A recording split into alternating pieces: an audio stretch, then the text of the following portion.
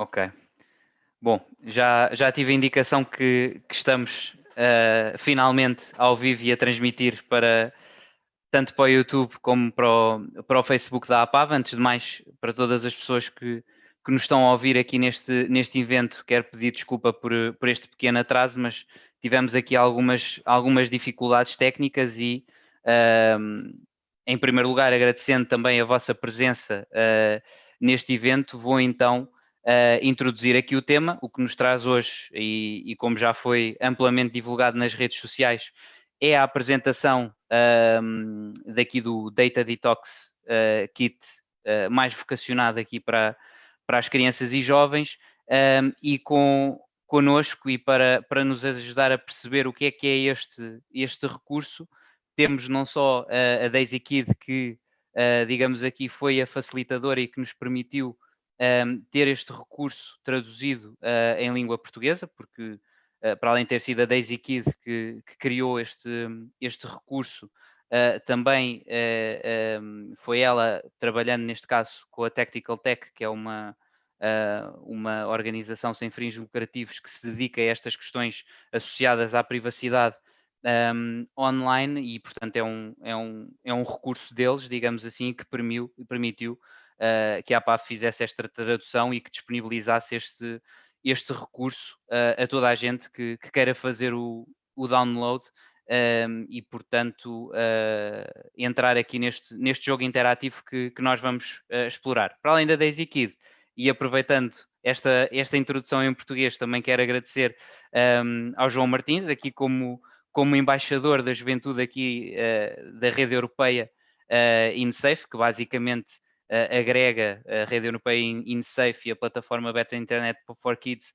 agrega todos os centros de internet seguras, das quais a APAV, com a operacionalização da linha internet segura, faz parte do Centro Internet Segura Português e, portanto, tem sido o João Martins ao longo, penso eu, de 9 anos, que tem também representado aí Portugal pelo estrangeiro, e mesmo a nível do percurso profissional, é alguém que também sabe muito dos temas que nós vamos discutir, e, portanto, agradecer também a presença do João. E, portanto, mudando agora o discurso, vamos começar então aqui a falar em inglês. Se calhar vou deixar para a Daisy aqui a apresentação do Data Detox Youth. Hello, Daisy. Thank you once again for accepting our invitation, not only for us to be able to translate this resource, but also to be with us and presenting this resource and this project that it's so close to you, given that you were the mind behind the creation of this resource. And I will start to ask you, and since Tactical Tech already had a data detox kit, let's say for adults, why did you felt the need to create a data detox that would fit children and youngsters? Thank you for the introduction, Ricardo, and thank you also for inviting me to be part of this event. And also thank you for doing it in English so that I can take part. So yeah, the Data Detox Youth was created by Tactical Tech as a response to some demand that we saw from young people and educators and librarians and also parents for a resource that could creatively engage young people in this topic. And Tactical Tech has been making resources and toolkits for people for almost 20 years now. And only in the last 2 to 3 years have we made resources specifically for young people. And this really was from a growing demand from our public education projects, which includes the Data Detox Kit for adults, where we saw that actually a lot of the topics that we're creating or addressing for adults are very relevant for young people and vice versa. And so we wanted to find a way to cover the same topics but to try and speak to younger people in a more playful and interactive way that wasn't so text heavy, but also gave young people an insight into this topic without having to kind of learn about it in a very educational way. So the Data Detox kit is broken up into 4 different sections. And this is based on the Data Detox kit that we created for, I guess, adults or an older age group. The first section that you're seeing here is about online privacy. So this is all about kind of your data trail, the data that you leave behind on the internet. And the second section is about digital security. And in this section, we focused specifically on password security. Obviously, digital security is a huge topic, and we felt that passwords, if we wanted young people to understand one thing, like a good fundamental was good, strong passwords. And here they can create their own passphrase and learn what are the components of a strong password. And this third section is on digital well-being. And by digital well-being, we mean the way that young people or anyone interacts with technology and the relationship that they have with technology. So that can include things like the amount of time that they spend on their screen, but it can also be the feelings that you get from using technology or platforms. So, maybe you feel like you use Instagram or Facebook too much, and it gives you kind of like a kind of not nice feeling. So it's tuning into the well-being of digital technology. And the last section here is on misinformation. And this is obviously a huge topic which has become even more prevalent in society in the past few years. And actually, this is, I think, one of the most kind of complicated sections in the Data Detox kit, because it's so broad and because it covers so many areas. And in this section, we're really trying to get young people to understand misinformation from a very not just factual perspective, but also from a feelings perspective. So looking at the way that they react to information, the way that they share things, why they share things, and we wanted to have a very values-based approach. So these are the 4 components that make up the Data Detox kit. And it's designed to be printed off so that students can work through it with a pen or a pencil, and you should do it alongside a smartphone or a tablet so that you can go onto your different apps and devices and change your settings. So it's a very proactive and hands-on activity book. And now it's also, I think it's going to be available in 12 languages in the next couple of weeks, with Portuguese being the most recent edition. So we're very excited to have it in Portuguese.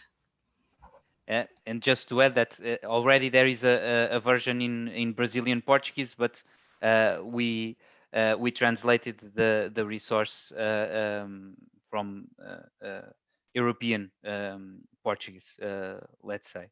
And also, João, to have some comments regarding this overview, let's say, of this resource, and as a spokesperson of representing, let's say, youth regarding the online issues. Do you think it is important to have available this kind of tools that help children and youngsters to discover for themselves, let's say, or they can also have aid of their families or their educators, but something that lets them explore these so relevant topics? So first of all, thanks, Ricardo, for the invitation to be here. It's always a great opportunity to present these kind of initiatives. And jumping right into the question that you posed me, I guess I was surprised with the way that the kit was designed, and the type of language that was used. So I was quite amazed, because it talked and touched on super relevant points in a concise and yet very specific way. And I guess it's really an updated circumstance that has the right tone. So for the age group of 11 to 16, it would be, we sometimes get into a place where we try to be less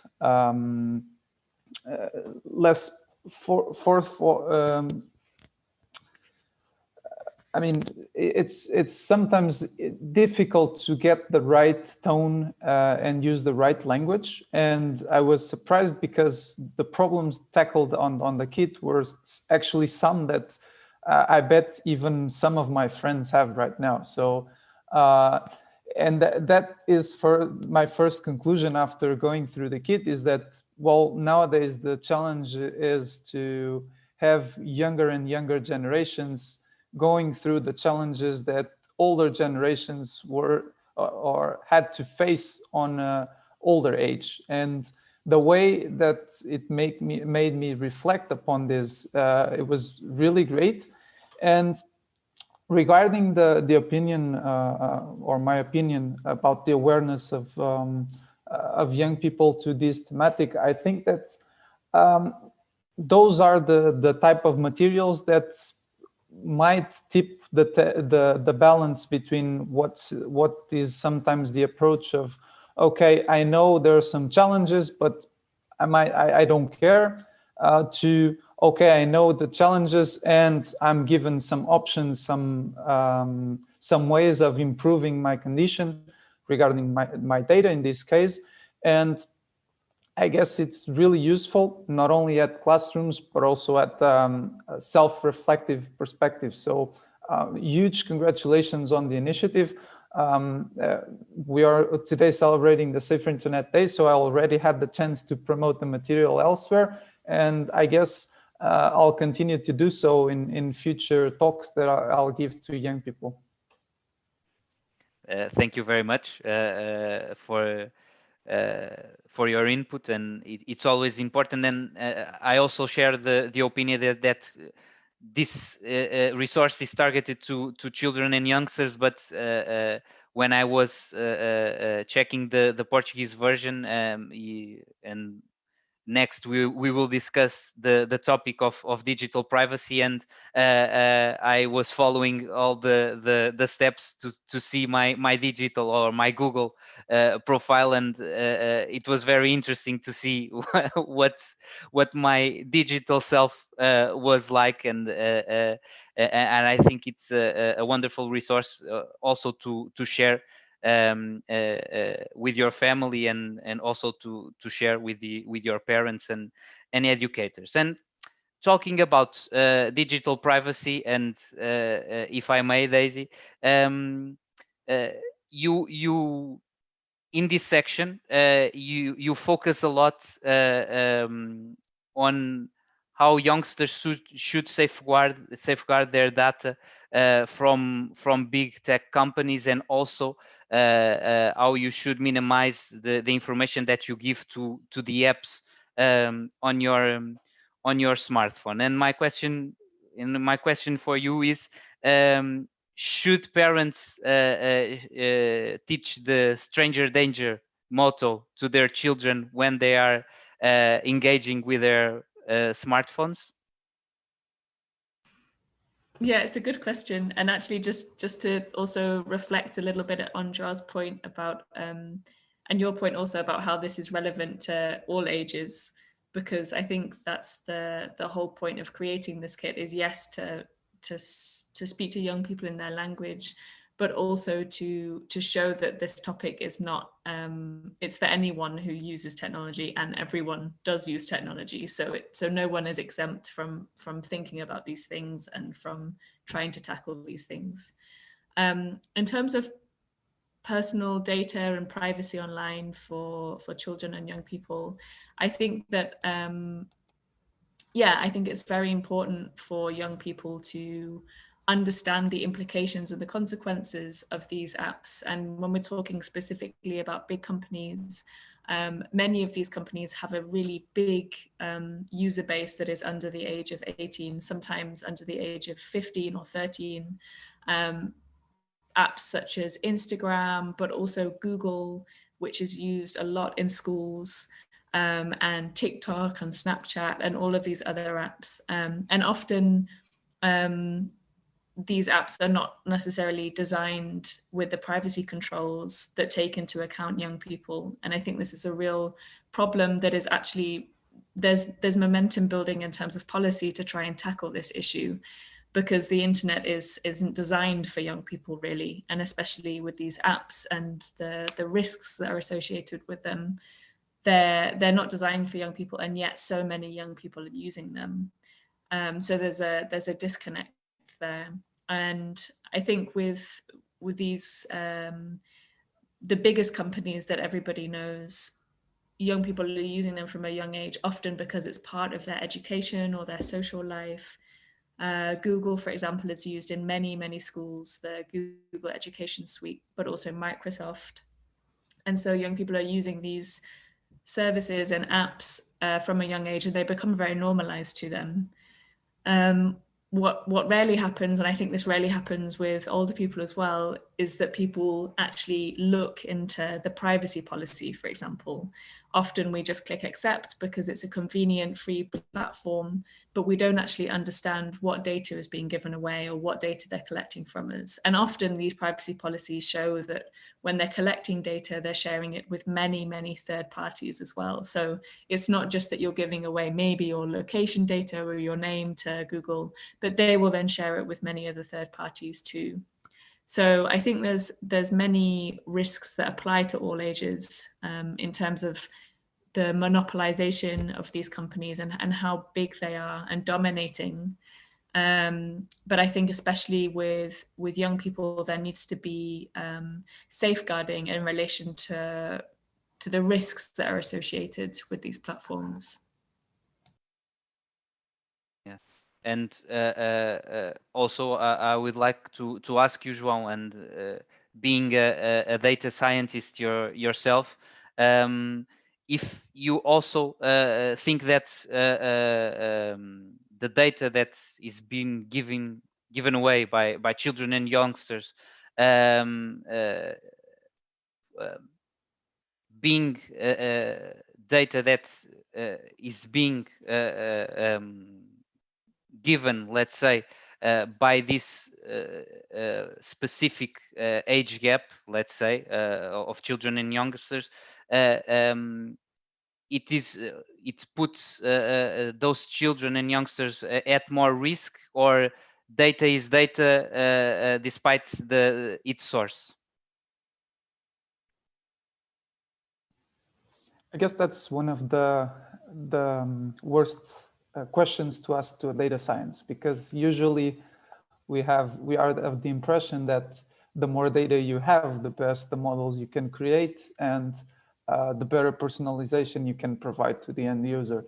But of course, the question is more complex than that, and I think that the problem here is how we are making aware the users of the responsibility and how we are using the data. Daisy already touched a very critical point, which is the privacy policy. And in this case, it's not the data scientists that develop the algorithms that are writing these privacy policies. And this is also something that the European Commission has been fighting and trying to make it more clear, even with terms and conditions. Because nowadays what we have is documents that are too long and too complex. And for instance, in this age range that we are discussing, it's simply a matter of too complex, too long. I'm not bothering. The idea is using a service which is provided for me saying free. And I'm well aware that I'm probably trading personal data for getting the content for free. And I guess the point is that the thought behind of this process is getting into a state of feeling that we're starting to use a platform and there's no apparent instant harm, then it should be okay to use it. And that's something that we have to invert in some way, because the question is, or the point, the challenge is, of course, it is important that young people and children mind the data that they're sharing, but the consequence is, or the fact is, that children getting exposed earlier to these platforms and giving away their data, therefore the impact will be longer, and the ways that that data can be explored will have a continuous effect and impact during their lives. So I guess the challenge, or one way we can improve this is definitely trying to make the algorithms more transparent, and that's something me as a developer and data science work on, but also making the user more well educated on how the algorithms and the platforms use this data. It's difficult, but if we make the discussion interactive, dynamic, and appealing, that's the way to do it. And also, as I pointed out, this data detox kit is a really great example of, with small practical examples and takeaways, how we can shift towards a place we are more comfortable with us sharing what we share online. And it's important for you to focus on the for the users, the end users, to be well educated. And I would also like to ask you, João, is if you feel, since you have also a national knowledge, but also an European knowledge, but at a national level, do you think that these issues regarding digital privacy is something that is being talked about, for example, in schools and other awareness raising activities with children and youngsters, or do you feel that it, it is not part of let's say of our daily awareness sessions, or as we should have this topic addressed? Well, I'll speak for the personal experience I have, and I can already say it's quite a lot. So I guess throughout these last few years, I've talked to more than 20,000 Portuguese young people. So it's already a representative amount of young people, and generally, I guess they are aware to these issues. But touching on the point you mentioned, it's really about some initiatives or some awareness sessions that come by and present them the topic and the challenges raised to him, rather than having a concrete overall approach and transversal discussion in the curricula and during the days regarding the impacts of data. And I guess that's the point we want to gradually walk towards, and having these discussions of the data and their implications mixed with different subjects, because nowadays everything or almost everything involves to some extent the digital world, the interactions we create with it, and that implies data. Often we don't know how that data is being processed or handled, and that's the discussions we want to have, we need to have, and hopefully starting early and tackling that in schools will change the paradigms and the different business models that we have right now, to make it more fair, first of all, and a better place for younger people. Yeah, thank you. And also to link this discussion with our next topic regarding digital security. It also I was also thinking, because at the Portuguese Safer Internet helpline we had a lot of I would say phishing situations regarding the notorious. I can say now that they are notorious because we had a large amount of these emails regarding the sextortion scams via email, and they come from data breaches that companies have,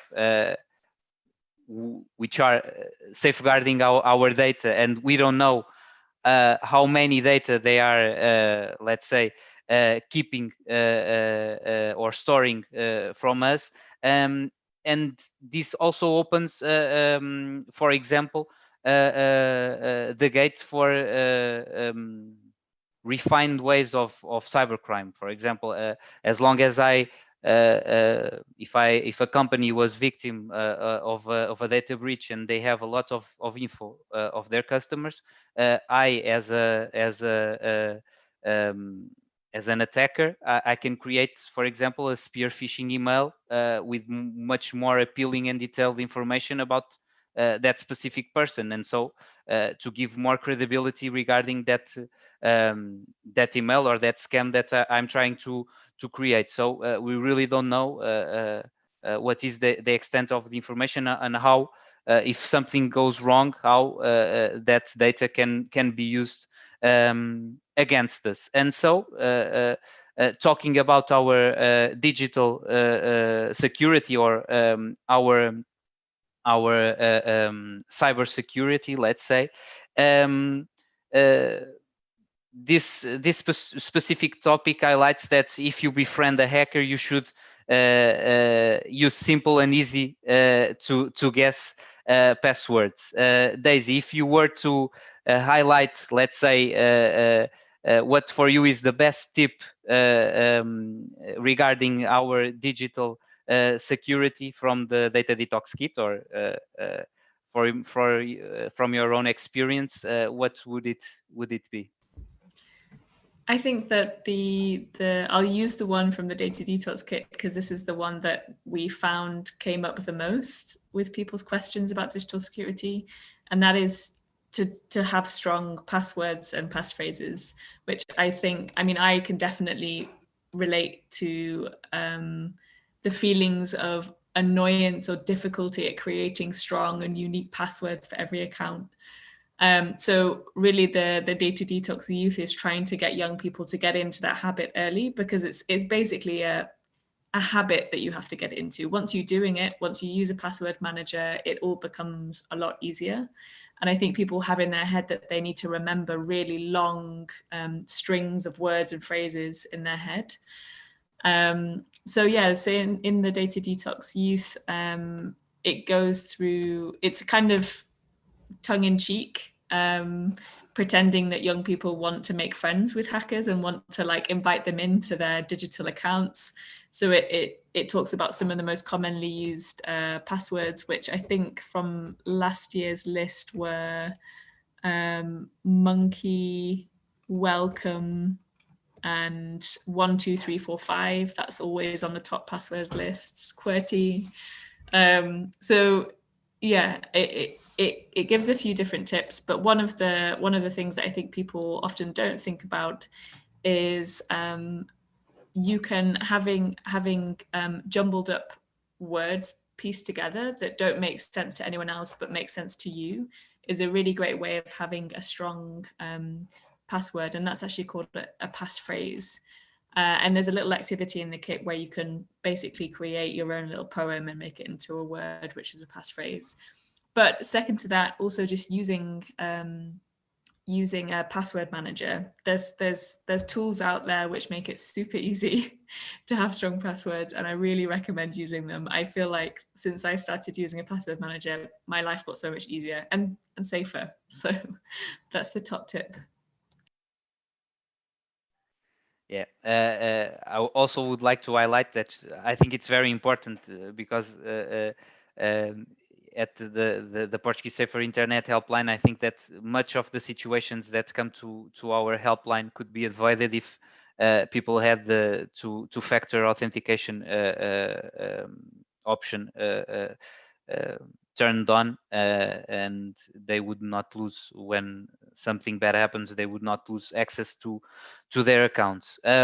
João, the topic of cybersecurity, and then I don't know. I would like to hear your input. Maybe tricky to talk about it to, let's say, to a younger audience. For example, maybe let's say a child of around 13 years of age could not understand very easily the concept of, for example, a password manager, or why do I need it, or I would have big trouble in memorizing all those different passwords, and we need to tell them how important it is to follow these rules. Is it easy to talk about these issues with the younger people?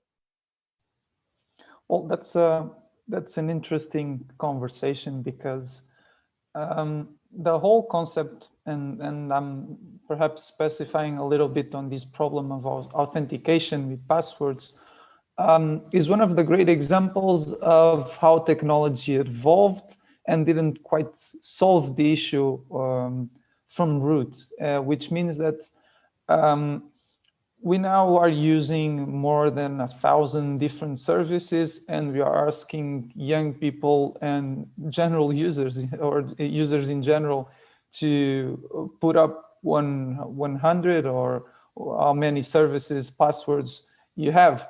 And the idea and seeing the password manager on the kit just realized me, or just made me realize that it's in fact something that it will not be optional if we want to increase security to everyone. We'll make it a standard because it solves the authentication problem, which is basically identifying that it's me that wants to use my account in that specific service, which is something that nobody wants to do as a task per se. So you want to be able to go access the service, and this facilitating or make service, it's something that we want.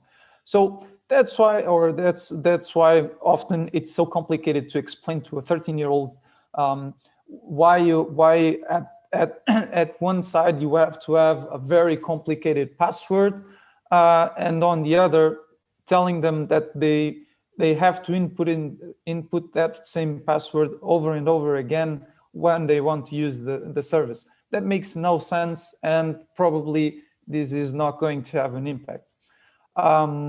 So that's why I really like to see those two different, two very specific options or recommendations. One, the password manager, and two, the multi-factor authentication. I guess that two different approaches to explain cybersecurity to young people might be presenting them with the consequences of not following or not complying with basic cybersecurity measures. But I'm very or I'm more keen to explore actually the positive effects of using certain behaviors. And this is again a discussion of making it a systematic and transversal topic, because when we are often discussing the tech, we end up analyzing the services themselves and not perhaps the use cases that lead to challenges. And this is perhaps the bigger difference that the bigger change that we need. Because when I now approach young people, I try to use the use cases they're facing, the services that they are wanting to use, but with the intent they use them. We think social media, they're not going to think I'm going to get hacked if I share too much of my personal information with everyone.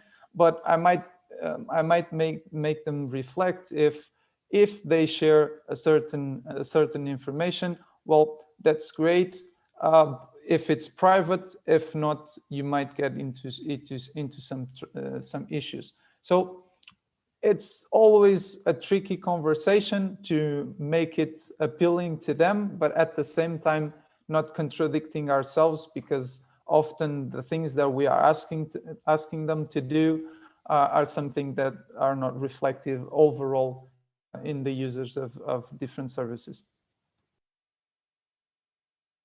And talking about or trying to defend one thing and then reflecting another, I would like to pass to the topic of digital well-being. And I would like to ask you, Daisy, nowadays we can see that a lot of the apps and all much of the services that we use are concerned with the screen time and the time that we pass online. There are different tools now available that help us to monitor the time that we spend online. Also, there are parental tools that help to monitor our children and youngster the time that they spend on the screen. And I would like you also to talk a little bit about the design features and what this is. So basically the same companies that let's say are now concerned with screen time, they were the same ones that created the design features that make us or hook us up more with different apps and make us spend more time than we should on those platforms. Can you talk a little bit about the design features and what is this? Yeah, that's a good point, that the same companies that made these technologies so addictive are now trying to make them less addictive. But I think it's also worth noting that most of these companies are based on a business model whereby they want people to be online for as long as possible, or on the platform, or to use the platform for as long as possible, and they want as many people as possible to use it.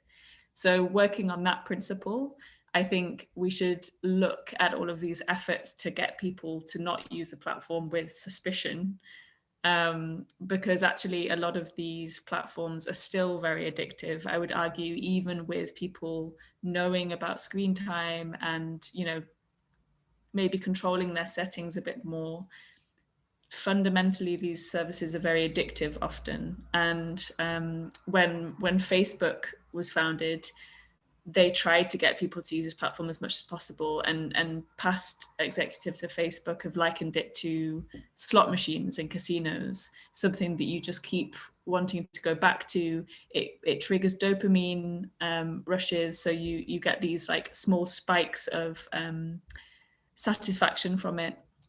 And I think also it's worth noting the adverse psychological effects in young people, but anyone of any age, when you stop using these platforms, especially people who have used these for example, take social media. If someone is using Instagram a lot, like a teenager who is using it to socialize, but they're also using it to develop their identity as a young person, and to kind of show who they are to the world, they are then relying on this platform in a very potentially dangerous way, so that when they come off the platform, or when they try and use it less, they have feelings associated with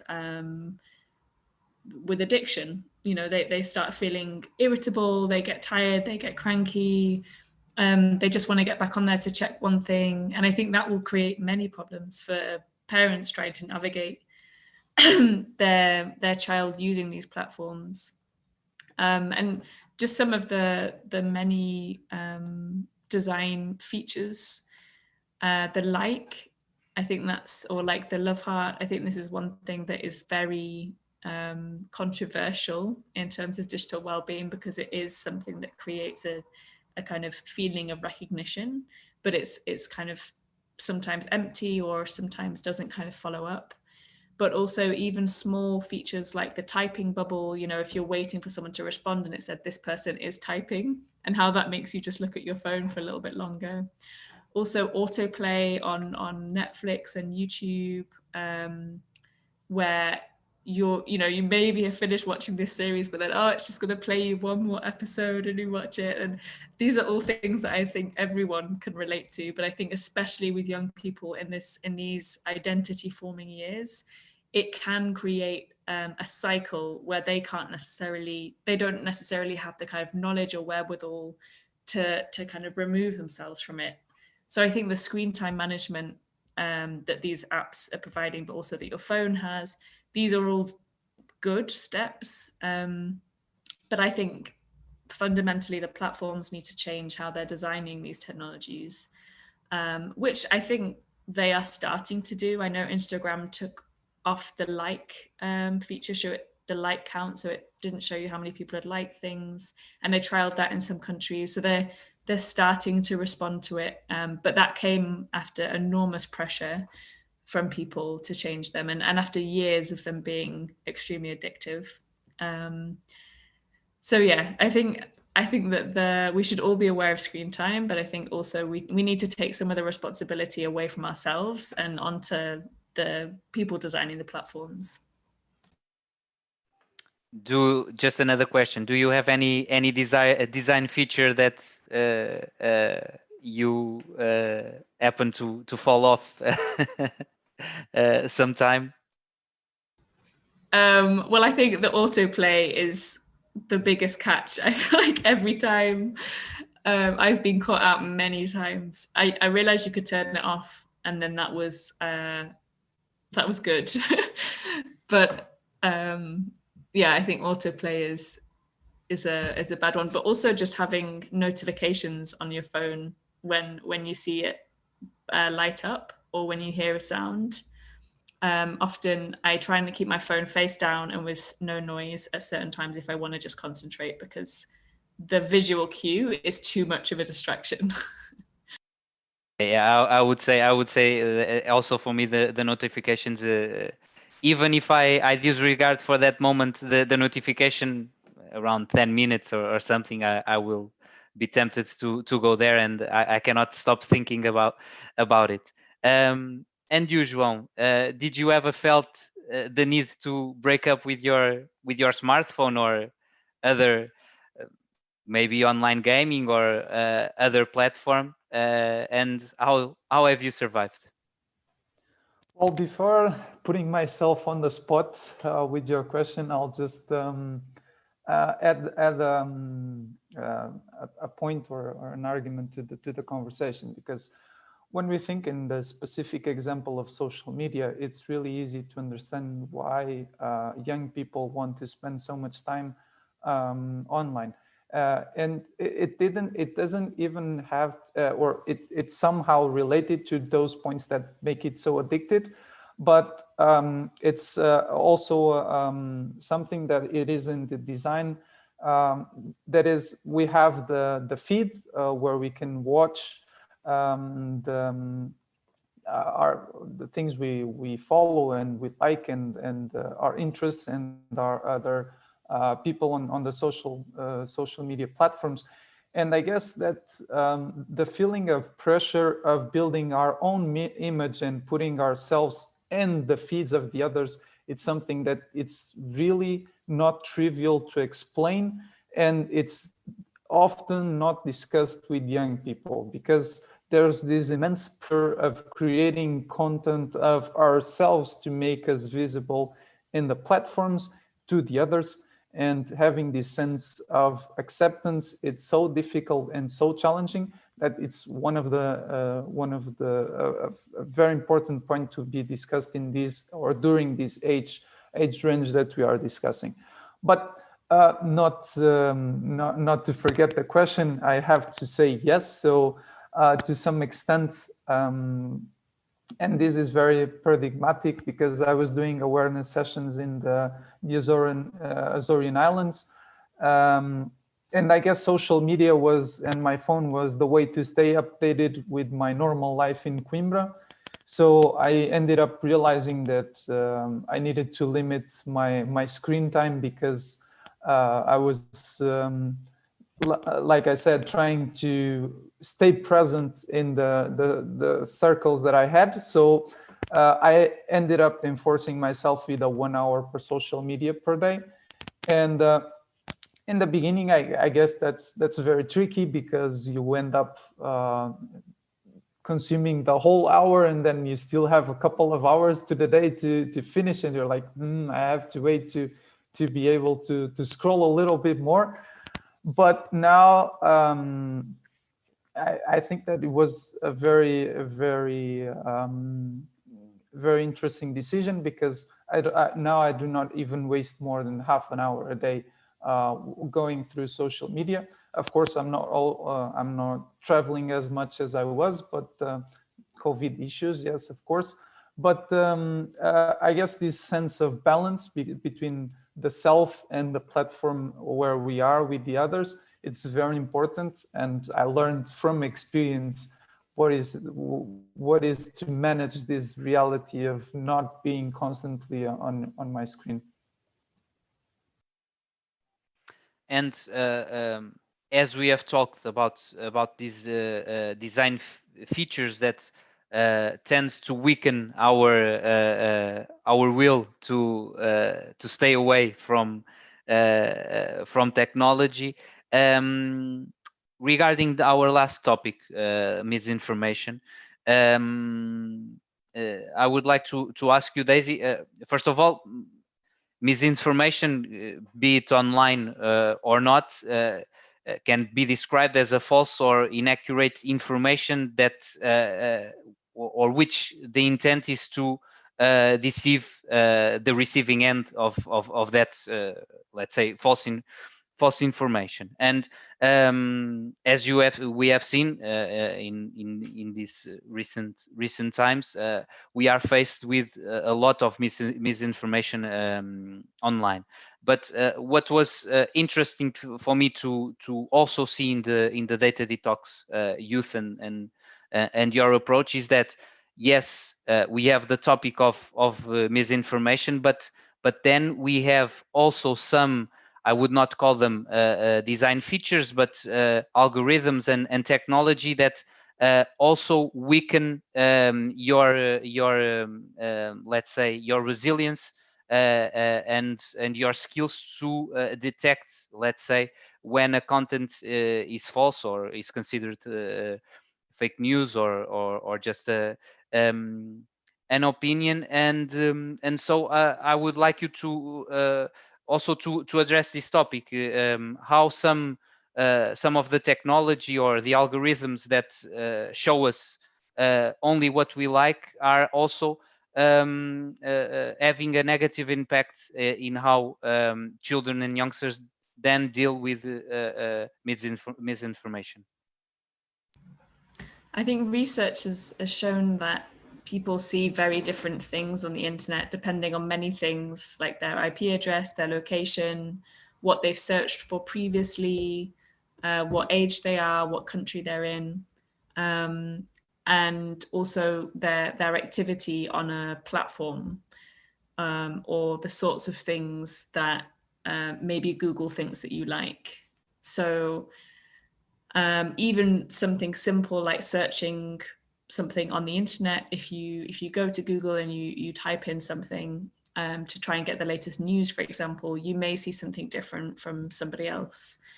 And of course, this is in some way trying to make sense and make order out of a huge amount of information online. Obviously, if we saw everything that was available, then we wouldn't be able to process it as humans. So in some ways, it's trying to make sense of that information. But I think the dangers in that are that it can really entrench and make worse certain viewpoints. So, for example, if somebody doesn't believe in climate change, and this is something that from their search history, is clear, perhaps they're then fed more information to encourage that viewpoint or to inform them more. And then this is, through their kind of use of the internet, they see all of these articles and information and everything debunking climate change, and they're sharing this with their friends. And suddenly you have widespread misinformation that may have never been intended to be widespread, or maybe it was just one person's opinion. But because it's creating these feedback loops where you actually just see the content that you want to see, or that's relevant to you. So I think there's a real danger in that, and I think especially because a lot of the content that's shared most is content that makes you feel fear or shock or anger, or something that makes you laugh a lot. So something that evokes a really strong emotional reaction from you. And often this content can be totally false, but because it's created such a strong reaction, you don't stop to think this is false information. And then it means that the more widely shared something is, the more people see it, and the more it's shared on from there. So it really can make things go viral very quickly, especially when content is very emotionally charged. So I think what the Data Detox Kit is trying to do is to really get people to slow down and to analyze the processing of information. So for example, if they see an article shared online that they think, wow, that's amazing, I want to share that straight away, to stop and think, why do I find that amazing? Is it true? Or perhaps this is something that's been taken out of context. And I think this is the hardest thing to do, is to get young people or anyone to slow down when processing content, because it's something that is so natural to us to want to share and communicate with the people around us. But obviously with the nature of content, it's becoming very difficult to actually verify it. And this is another issue that is starting to be tackled also by social media companies, which I think is a good thing. Also, João, and to have your input regarding misinformation, and maybe when we talk about misinformation, and for me, in a personal level, maybe we think about fake news, and for example, the Cambridge Analytica scandal, and the way it may or the way it rigged, for example, the US presidential elections. But this is not a topic that concerns people that cannot vote, or are not in a legal age to vote. Maybe it can shape their way of thinking and their thoughts in the future. But what do you think are the main issues targeting children and youngsters when we talk about misinformation? For example, do you see that children and youngsters are losing their argument capabilities, or the way to debate thoughts, because they are in their own filter bubble? What are your thoughts about this issue? Well, something that I've actually to start by saying is that unfortunately in Portuguese it's difficult to use the different prefix that we can add to information. So you have mis, you have these, and you have malinformation, and all of those are a problem in themselves. But we try to aggregate it in this huge topic. And then, for instance, bringing the Cambridge Analytica example, it's something that tries to fit into this bigger discussion as well. Regarding young people, I guess I guess you're touching the right points and asking the right questions. So nowadays, what you have, it's of course the problem or the challenge of filter bubbles, and in an age that you're supposed to develop your critical thinking and the way you process and argument and reason with things that you're confronted, especially digitally. It's tricky to have these kind of forces pointing you towards something that you're very comfortable with. because you're most probably going to go with the flow. But something also very interesting and very sensible to discuss is the concept of true or false, which is normally around these ages, if not earlier, something that you have to discover yourself, you have to develop. And it's often difficult to separate facts from opinions. And nowadays, even for the wider audience, what you have, or something that we try to patch the problem with, are fact checkers. And sometimes it's not a question of fact checking, it's a question of angle. A way you present the information that you show and you're sharing, and to inflame or to make it an even bigger problem, you have this power of masses to spread information. So everyone is able to spread the information and not really curating them. So there's no gatekeepers that like we used to have, like the newspapers and traditional media. And on the other way, you also have traditional media trying to go away from that curation responsibility and trying to be more inflammatory and going towards opinions versus rather than facts. I guess that puts pressure on the young people that are starting to share content to create their online reputation online.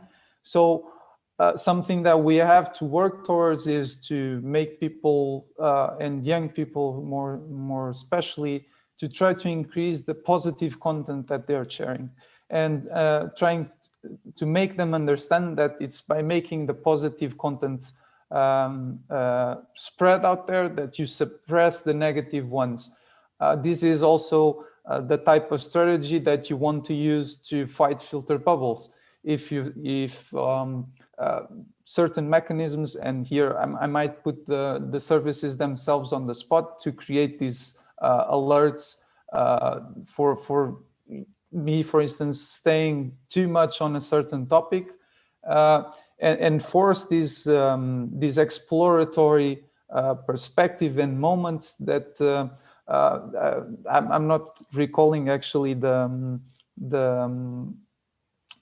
concept or the term in English, but the idea is to have an escape pod or an escape door to these filter bubbles where you can simply take me to a random new content that I can learn, that I can absorb, that I can reason with if I like it or not, that I can meet with different people with different opinions. It's tricky because again, this is not only a question to those young at the young age that we are discussing, from 11 to 16, but they're most vulnerable because they probably didn't reason about it, the consequences at a further way or further along the way. Yes, and also there, as you mentioned, the thought process is also maturing, and so they are more prone to, let's say, to be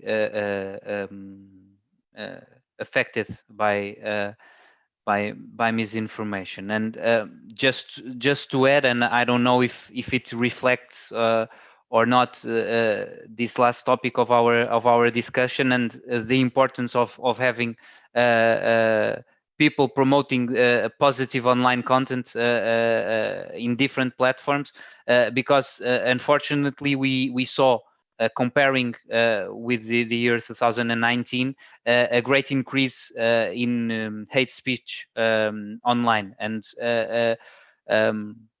for our point of view, most of it is by or it's because people lost their ability to reason with each other, and they when you see comments, for example, if APAV makes a social media campaign, for example, about refugees, for example, then you would see a lot of negative content being disseminated, and unfortunately they are almost viewed like criminals, and more than reporting to those platforms, people need to be educated, and the counter narratives regarding hate speech are so important, and APAV had a specific project called Counteract, where we also, when we receive this type of negative content published on our social media, we would try to counter argument with that person, and try to make the conversation a little more positive and educational, let's say. And that's it. We have ended our session. Thank you very much for both of you for being here once again. I would like to apologize for the delay that we had, and the technical issues that we had, and I hope that this conversation, for me, it was very interesting, and so I don't know if you have any last words to say. Daisy, I don't know if you want to promote something or not, but I would also say that please go and check tacticaltech.org. You have a lot of different projects and very valuable information. But Daisy and João, the floor is yours for the final remarks. I will use the opportunity to shamelessly promote Tactical Tech and the Data Detox Kit, but also just to say that we'll be creating lots of new content this year, including workshop material and educational curricula, and possibly a further development of the Data Detox Kit. So I would encourage you to sign up to our newsletter, or just to get in touch with us if you're interested in using any of these materials, because they're all free, and we really encourage people to use them and try them and give us feedback, so we can continue creating resources for young people and educators.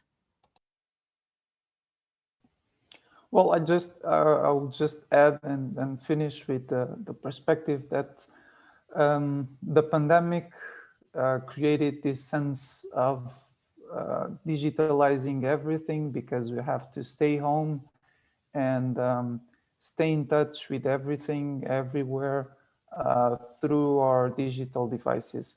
And I think that it's a great example, the Data Detox Kit, as one of the key messages that, okay, it's still digital devices are still the thing that perhaps are keeping us in touch, but there's a great responsibility of how we keep interacting with this technology, with how we're facing this new paradigm, and also thinking and reflecting a little bit on the consequences that along the road might appear because of these sensitive and unfortunate times that we are living. So my advice would be to tread lightly, to actually go and see the kids, no matter the age, actually, and try to reason a bit.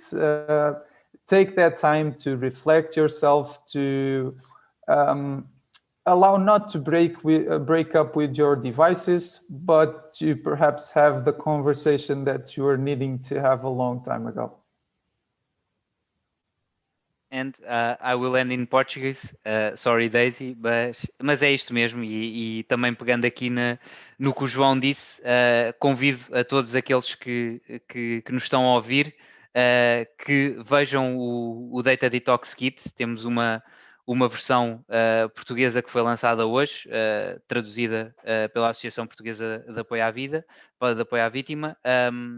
Este kit está disponível não só no site da APAV, dentro do separador cibercrime, e também APAV para jovens, mas também encontram este recurso no site do Centro Internet Segura, internetsegura.pt, e aí não têm só aqui o Data Detox Kit, mas têm um número enorme de recursos que todos os nossos parceiros do consórcio criam todos os anos e sempre muito ativos aqui a lidar com diferentes questões online. Da APAV também temos disponível, e se alguma destas situações que referimos hoje, infelizmente tiverem aqui um desfecho mais negativo, temos sempre a linha internet segura disponível, seja através do número gratuito disponível das 9 às 21 ou através dos diferentes formulários de contacto que tem. E mais uma vez agradecer-vos pela vossa participação, não só aqui aos nossos oradores, mas a quem nos esteve a ouvir. Muito obrigado. Bye, Daisy. Thank you so much, and see you next time, I hope.